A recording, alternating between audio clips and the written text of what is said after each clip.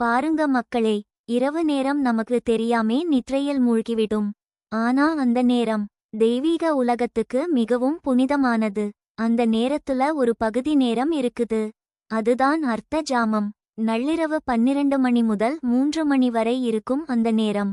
சிவபெருமான் யோக நித்ரையில் தியான நிலையில் இருப்பதாக நம்பப்படுகிறது. அந்த நேரத்தில் பிரபஞ்சம் முழுவதும் அமைதி நிலவும். பறவைகளின் குரலும் இல்லை, மனித ஒலியும் இல்லை. அந்த அமைதிக்குள் சிவனின் தெய்வீக ஆற்றல் நிலைநிறுத்தப்பட்டிருக்கும். அந்த நேரத்தில் செய்யப்படும் அர்த்த ஜாம பூஜை மிகவும் புனிதமானது, ஆழ்ந்த ஆன்மீக அனுபவத்தை அளிக்கும். அர்ச்சகர் அந்த நேரத்தில் பால், தண்ணீர், சந்தனம், மலர் சமர்ப்பித்து ஓம் நமசிவாய என்ற மந்திரத்துடன் சிவனை தியானிப்பார். அந்த பூஜை நேரத்தில் பக்தர்கள் மனதை ஓய்வில் வைத்துக்கொண்டு உள்ளார்ந்த அமைதியை உணர்வதுதான் உண்மையான தியானம்.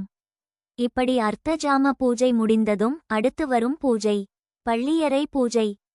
அது என்னன்னா, தெய்வம் ஓய்வுக்கு அனுப்பப்படுற நேரம். கோவில்களில் தெய்வத்தின் முன் மென்மையான படுக்கை போன்ற அலங்காரம் செய்யப்படும். மணி ஓசையுடன் பள்ளி போம் என்று சொல்லி தெய்வத்துக்கு பால், துளசி, பழம் சமர்ப்பிக்கப்படும். அந்த நேரம் கோவில் முழுக்க ஒரு நிம்மதியான அமைதி.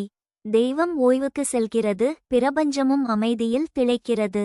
அர்த்த ஜாம பூஜை என்பது தியானத்தின் அடையாளம், பள்ளியறை பூஜை என்பது ஓய்வின் அடையாளம். இரண்டும் சேர்ந்து சொல்வது, இரவும் வாழ்க்கையும் இறைவனிடமிருந்து தொடங்கி இறைவனிடமே முடிவடையட்டும் என்பதுதான்.